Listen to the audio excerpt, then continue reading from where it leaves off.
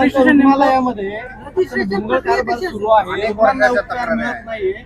अनेक रुग्णांच्या तक्रारी आहेत. परवा देखील एका तरुण मुलाला जीव गमवावा लागला. या ठिकाणचे जे वैद्यकीय स्टाफ जो आहे तो देखील गाळ झालेला आहे. चुकीच्या ट्रीटमेंट आता नेमकं याकडे आता तुम्ही कसं लक्ष द्या? नाही, आता त्यामध्ये ज्या ज्या लोकांना आरोप आहेत, ही दुर्दैवी बाब आहे की तो 7 वर्षाचा जो मुलगा आहे तो एक्सपायर झाला. त्याचं पोस्टमार्टम आजच काल झालं आणि पोस्टमार्टम रिपोर्ट देखील तुम्हाला पाहायचा राहिलेला आहे. नेमकी काय ट्रीटमेंट दिली गेलेली आहे, काल मी माननीय गृहमंत्र्यांच्या कार्यक्रमामध्ये व्यस्त होतो म्हणून मी ते कागद पाहिले नाही.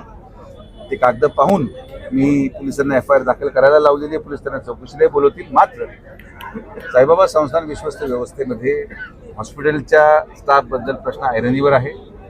दुर्दैवाने ज्या उद्देशाने या साईबाबा संस्थेची निर्मिती झाली, साईबाबांची सेवा करणं, सेवा देणं, साई भक्तांना सेवा देणं, येणाऱ्या प्रत्येक पेशंटला सेवा देणं, अशा संस्थेमध्ये जेव्हा राजकारण होतं, वर्चस्वाची लढाई तयार होते.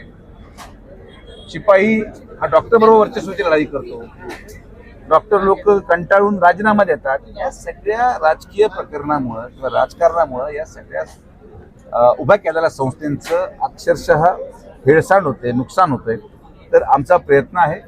मी स्वतः आता साई सेवक म्हणून अर्ज देतोय हॉस्पिटलमध्ये आणि मी आठवड्यातून माझा प्रयत्न राहील एक दिवस तरी साईबाबाची सेवा करण्या हेतू दवाखान्यामध्ये काम करेल. आणि आता ते मलाच हाती घ्यावं लागेल, तोपर्यंत ही सुधारणा होणार नाही.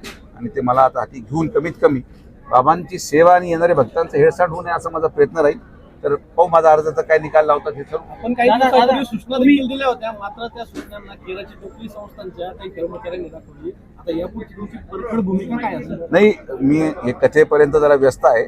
कथेनंतर मग माझी कथा मी सुरू करेन. तर तोपर्यंत महाकालने मला शांत राहायला सांगितलं, तर मी त्यामुळे शांततेतच 16 तारखेपर्यंत शांततेची भूमिका घेतलेली आहे. नियोजन मोठं आहे. तर याच्यानंतर जिथं नियमावली पाळली जात नाही, नियमाचं उल्लंघन होते, निश्चित आम्ही त्या ठिकाणी आंदोलन करून कारवाई करू.